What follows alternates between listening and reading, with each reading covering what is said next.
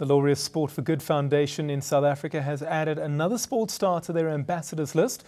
National women's netball player Zanele Mdodana was unveiled as the newest member to that Laureus list of elite sportsmen and women in the country.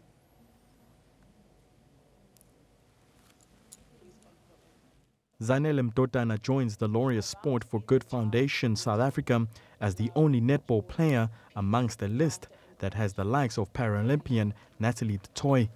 Having been captain and vice-captain of the national netball team, her contribution on and off the court have been noticed. Hence her inclusion as the foundation's newest member of ambassadors.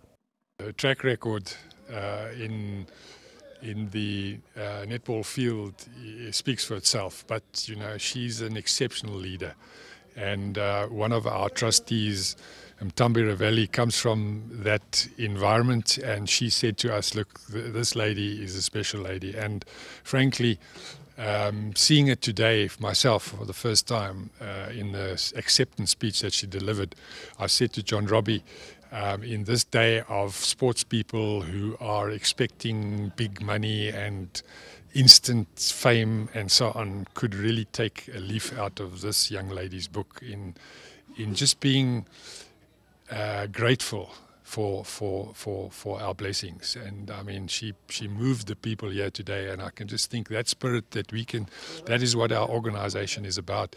It's about using sport to change people's lives, and that lady can change people's lives.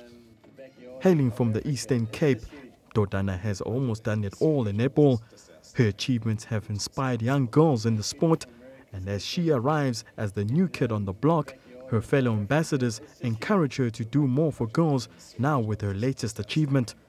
You know, as I said, from my perspective, I train 8 hours a day. It was very difficult for me to give back and start a project. However, I tried to get involved in a few projects, like climbing up Table Mountain. I can't do too many of the sports, so I generally just stand around or do some autographs.